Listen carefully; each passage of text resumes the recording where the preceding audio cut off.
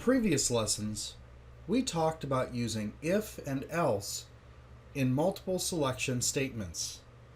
This allows us to evaluate a condition and execute a block of code whether or not one or more conditions were met.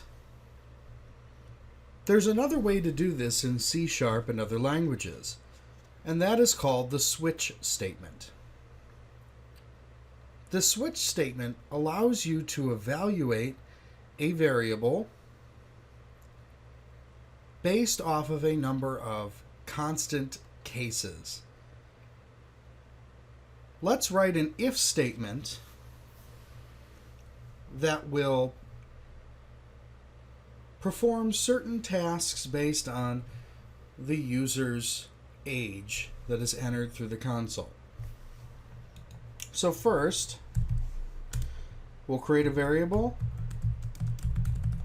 to store user's age. Int my age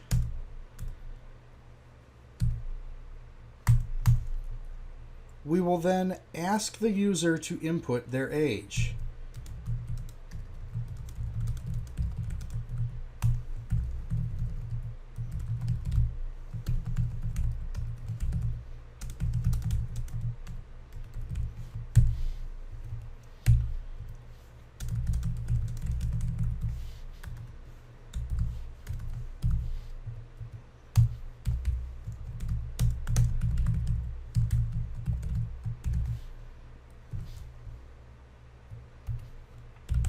We will use int.parse to convert the input into an integer.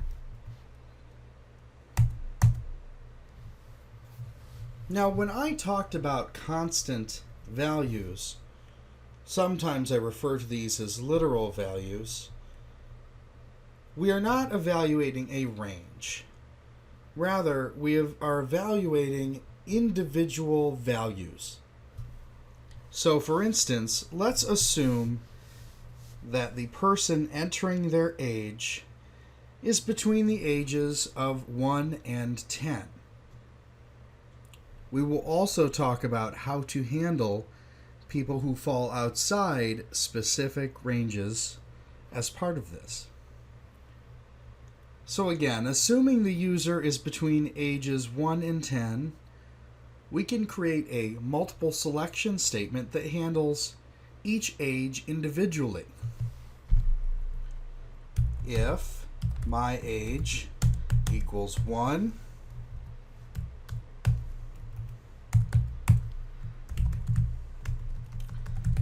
console.writeLine 1 is a great age.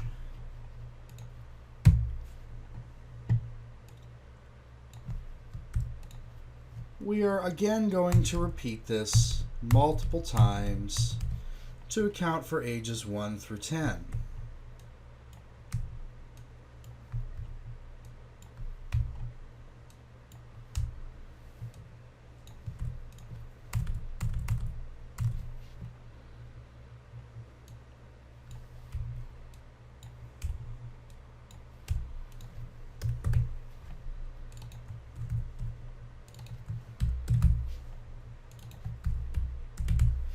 Now, I understand this isn't the most efficient way to program, but you will see once I start using the select statement why I'm doing this.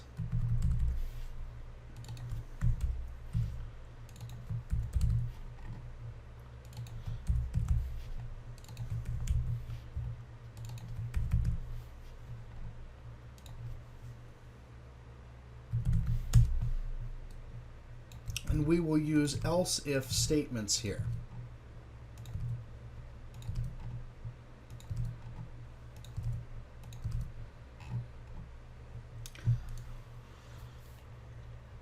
So this is a little annoying to have all of these different if statements, but what I am doing is accounting for each constant value of my age being 1, 2, 3 through 10.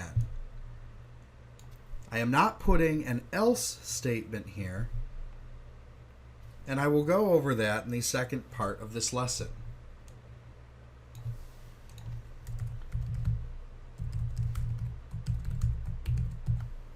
All right. We've written our application, and we've taken into account all the different ages between 1 and 10, and are writing to the console a different statement based on that age that the user submits. Let's go ahead and run the application.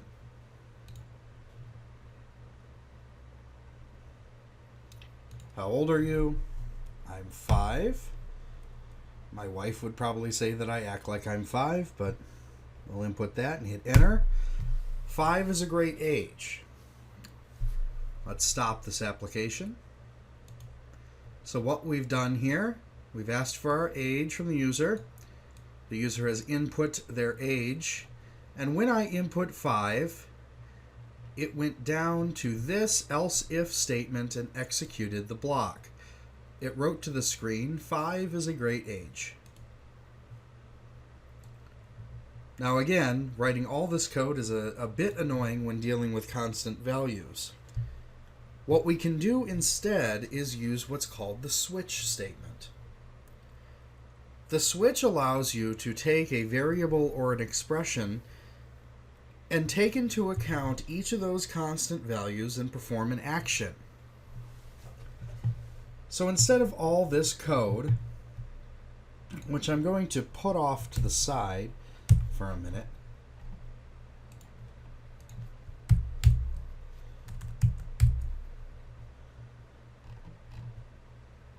we can turn this into a switch statement. So we are switching against the variable myAge. And we begin a switch statement using the word switch. We open a parentheses, and we can input a variable or a statement. So in here, we will put myAge. At this point, we create a code block. Now, unlike if blocks, or while blocks, or for blocks, not everything within a switch block will be executed. We will only execute the portions of the block that match a case. In this case, to use the word again, the cases will match the expressions we used in our if statements. We will have a case for age 1, a case for age 2, up to a case for age 10. A case can be defined using the word case, putting a space, placing the constant value of the case you wish to act upon, and placing a colon. You will then go to the next line. We are creating a block of code that will not be encased by brackets. This is a sub-block. So in the case of our if statements, we wrote to the screen, 1 is a great age. We will write that to the screen again in this case. When you've completed all the tasks you wish to accomplish within a block for case, you end it with the word break and a semicolon. In one of our next lessons, we will talk about what break and continue means. But in this instance, the word break stops the evaluation of the code block under a case in a switch statement. So as you can see, what we've done is we said, for the variable myAge, if myAge is 1, write to the screen, 1 is a great age. Now we can do the exact same thing in all other cases. We will create cases for 2 through 10.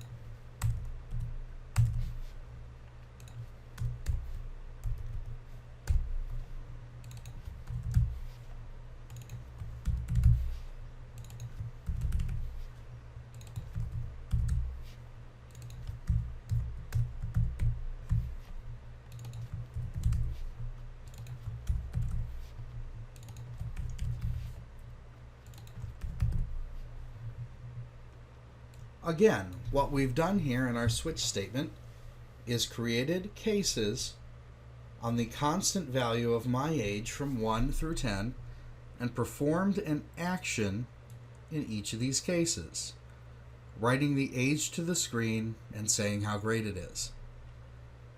So let's run this program again and input the same value of 5. We expect the application to write to the screen, 5 is a great age.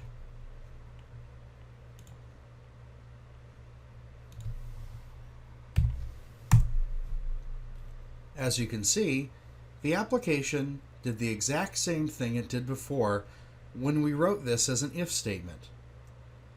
We input a value of 5 into the variable of my age. We opened up a switch statement, switching off of the variable my age, entered a case code block for the age of 5, and wrote to the screen, 5 is a great age for that specific case.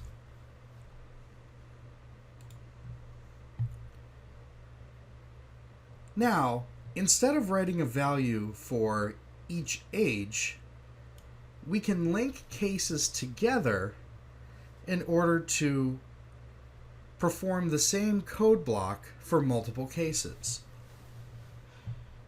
So let's say if you're any age less than 10, let's write to the screen, sorry that you're not 10 yet. So as you can see here, we've defined cases 1 through 9. In cases 1 through 9, we want to write to the screen, sorry that you're not 10 yet. To do this, we declare multiple cases around a block.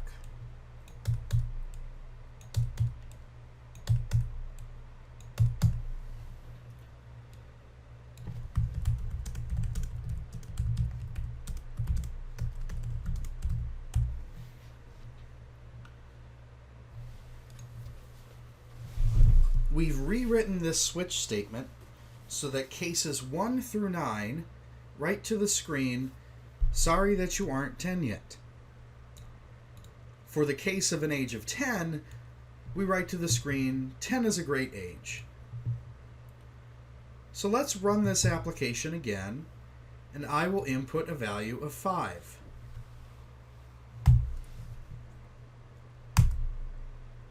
We see the screen says, sorry that you aren't 10 yet.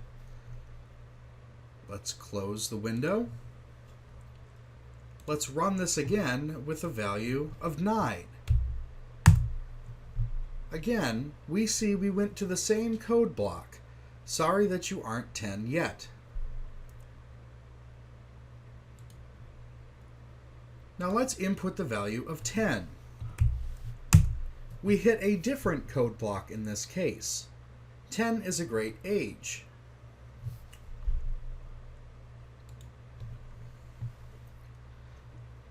Now let's go back to our if statements. We'll comment out this block for the time being.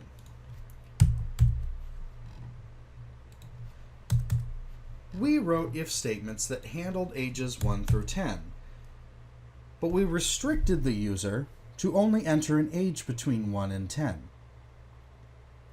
In many cases, you won't be able to restrict the values that are evaluated by a select statement. If we were using an if statement, we would use the else block to handle all other values. So in this case, we'll put else, and let's just tell the person to have a good day.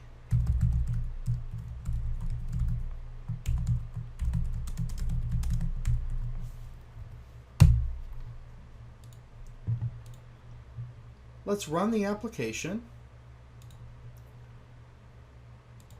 and let's put a value of 20. We're told to have a good day. Again, since this doesn't evaluate to our criteria of 1 through 10, we handled all other cases by telling the user to have a good day through an else block that catches all other inputs. We can go ahead and get rid of these if statements now, because in a select statement there is an equivalent of an else block, and that is called the default case. Instead of writing the word case, write the word default, followed by a colon. We can then perform the equivalent action we did in the previous application. Let's write to the screen, "Have a good day," for all cases that we haven't explicitly defined in the switch statement.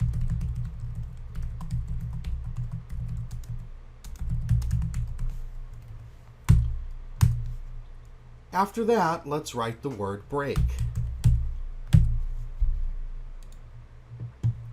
Let's run the application again, keeping in mind we have defined cases for 1 through 10, but no defined cases for anything else.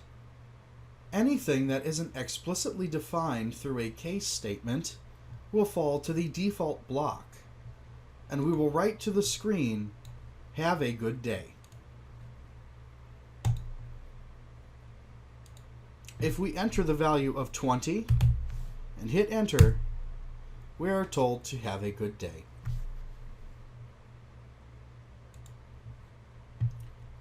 It's important to remember in C# to put break statements in.